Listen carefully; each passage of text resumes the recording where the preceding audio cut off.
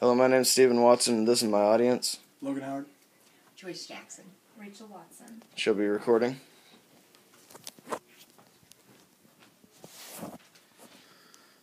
George Washington was one of our nation's greatest presidents. From his childhood to his military career and throughout his presidency, he was able to make dramatic changes to America's history. George Washington was born at Bridge Creek, Virginia, February 22, 1732, and died December 14, 1799, at Mount Vernon, Virginia. But in those 67 years, he lived a full life. George was one of 10 children in an aristocratic family, growing tobacco and preparing timber. He went to school at a nearby churchyard school, then to a boarding school 30 miles away. He always loved to learn about the practical world, but did not excel in reading or languages. His education ended in his early teens. His father died when he was 11, which could have been the cause of him not completing his education. After his father's death, George spent the next few years of his life living in different households throughout Virginia. By the age of 14, Washington planned to join the British Navy, but instead stayed obedient to his mother's wishes. At age 16, he obtained his education in mathematics, surveying, which is the process of measuring and plotting the land, reading, and other subjects of his time. By 1749, Washington was appointed county surveyor, and with that experience and knowing the land, it led to his appointment as major in the Virginia militia in 1752. This was only the beginning of his military career.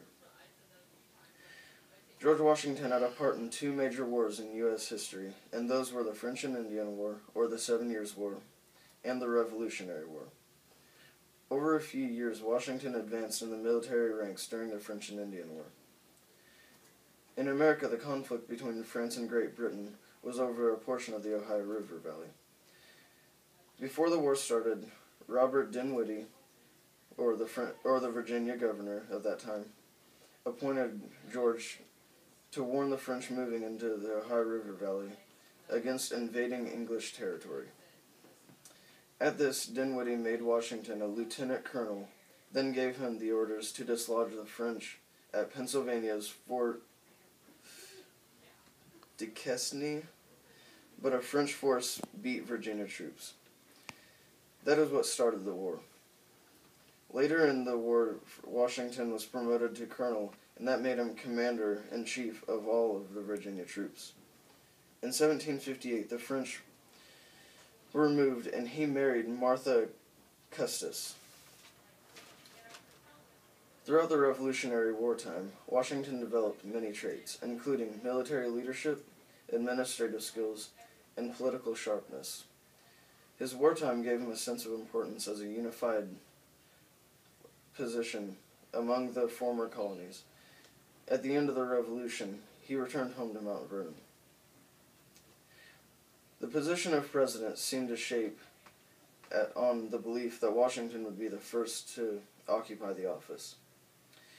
After he was chosen president in 1789, Washington helped translate the new Constitution into a workable instrument of government. With his support of the Bill of Rights was added to the Constitution.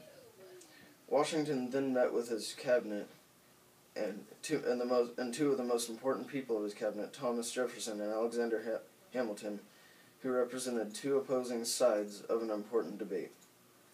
At this, Hamilton is known as a Federalist, and Jefferson is known as an Anti-Federalist, or a Republican.